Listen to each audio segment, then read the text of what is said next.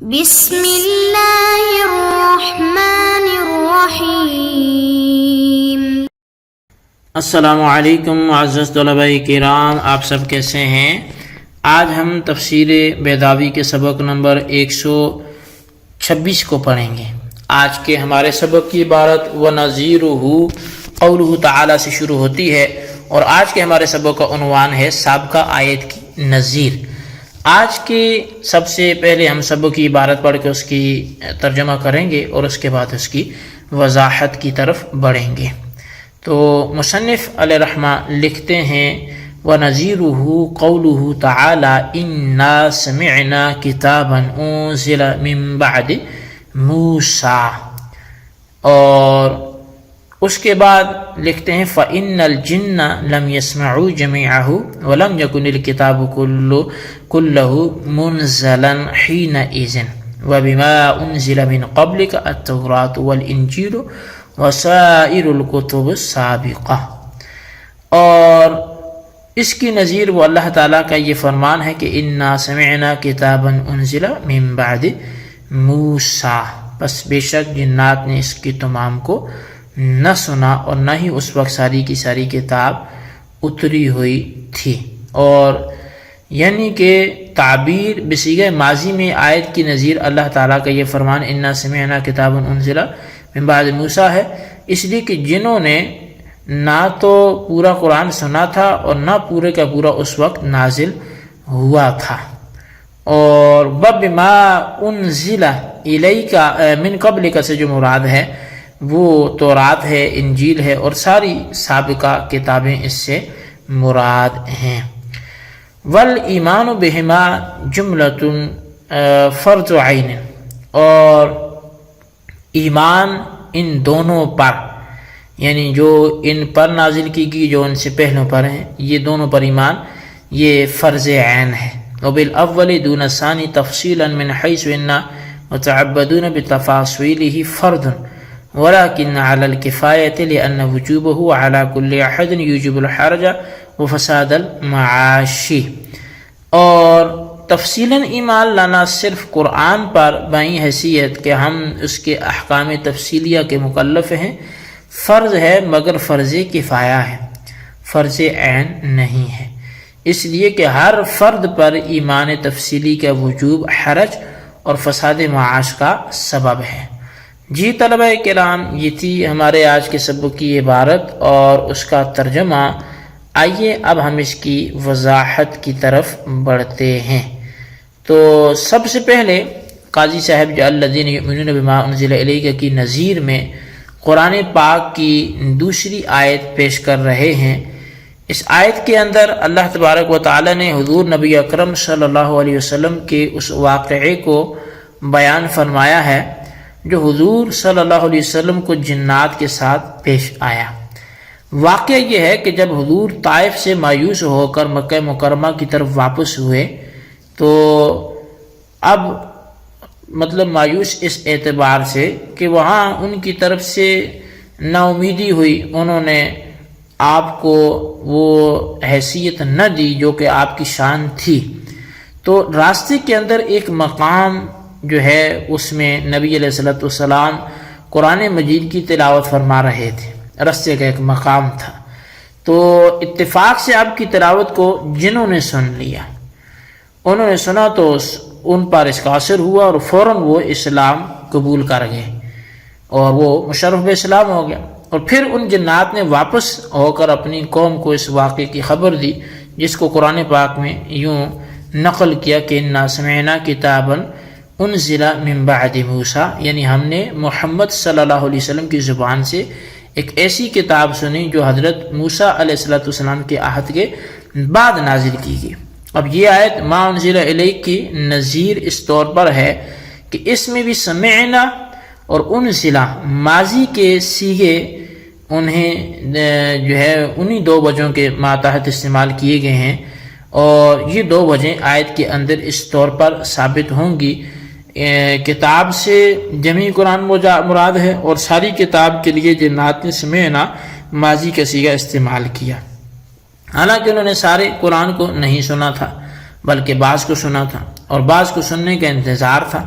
پس سمعنا ماضی کے صیغے کا استعمال دو وجہوں سے ہوا، اول مجاز مرسل اور دوسرا استعارہ طبعیہ۔ اور مجاز مرسل تو اس طور پر کہ موجود سماع کو غلبہ دے دیے گئے غیر موجود سماع پر، اور پھر بطور اطلاق اسم الجزء علی الکل کے سارے کے لیے سمعنا ماضی کا صیغہ استعمال کیا گیا۔ اور استعارہ طبعیہ اس طور پر کہ جمیع قرآن کو خواہ متحقق السماع ہو یا مترقب السماع ہو تشبیہ دے دی گئی ایسی شے کے ساتھ جو متحقق السماع ہے، اور پھر اس تشبیہ کے واسطے سے سمعنا ماضی کا لفظ جو حق ہے مشبہ بہ کا استعمال کر لیا مشبہ کے اندر، اور بعینہ یہی دو وجہیں انزل من بعد موسیٰ کے اندر بھی جاری ہوں گی۔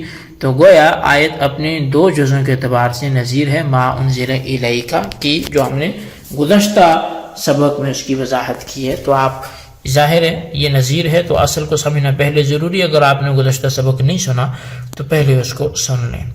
والایمان بہ ما سے تیسری بحث مصنف شروع کر رہے ہیں، اور بحث کی تشریح سے پہلے دو باتیں بطور تمہید کے سمجھ لینا وہ ضروری ہیں۔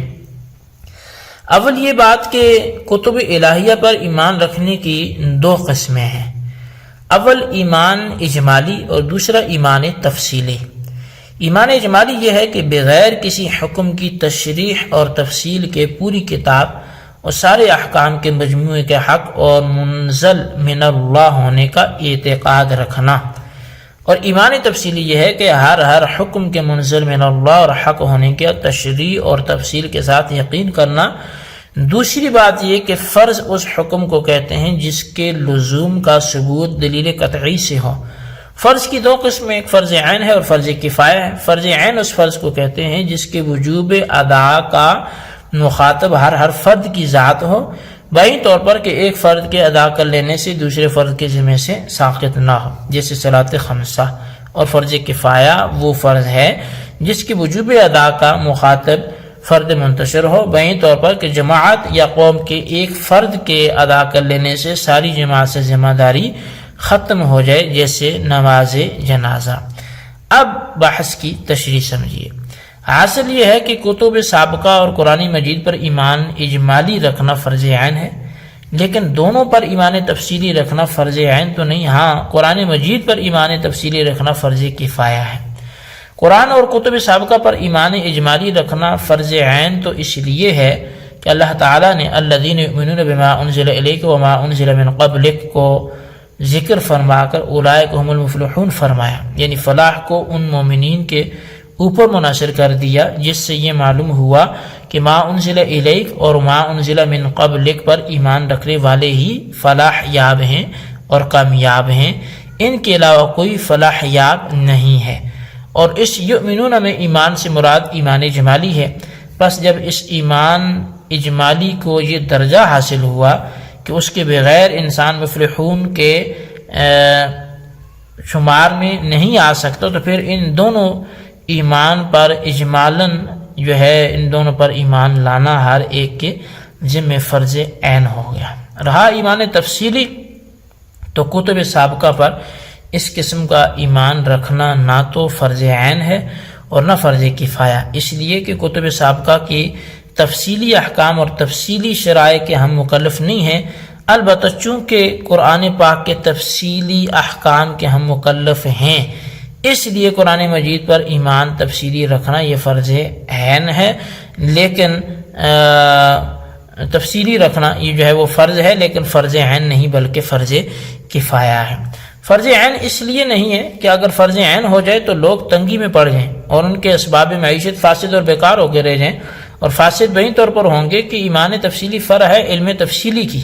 پس جب قرآن کا ایمان تفصیلی ہر ایک کے ذمہ فرض عین ہوا تو لا محالہ اس کے علم تفصیلی حاصل کرنا ہر فرد کے ذمہ فرض عین ہو جائے گا، اور جب ہر شخص علم کے حاصل کرنے میں لگ جائے گا تو پھر روزی کے اسباب کون مہیا کرے گا، اور نتیجہ یہ ہوگا کہ لوگ دشواری میں مبتلا ہو جائیں گے اور ان کی معیشت بیکار ہو کر رہ جائے گی۔ تس قرآن پاک پر ایمان تفصیلی رکھنا فرض عین نہیں ہے، ہاں البتہ فرض کفایہ ہے، یعنی قوم اور جماعت میں بعض افراد ایسے ہونے چاہیے جو قرآن پاک پر ایمان تفصیلی رکھتے ہوں، اور اللہ تعالیٰ کے اس ارشاد جو ہے وہ کہ فلولا نفر من کل فرقۃ منہم طائفۃ لیتفقہوا فی الدین، تو اس پر یعنی کہ ہر ایک جماعت کے بعض افراد کو کوچ کرنا چاہیے تاکہ وہ تفقہ فی الدین حاصل کریں اور پھر واپس ہو کر اپنی قوم کو وعیدات سے ڈرائیں. ہو سکتا ہے کہ ان کی قوم ڈر جائے اور گناہوں سے بچے.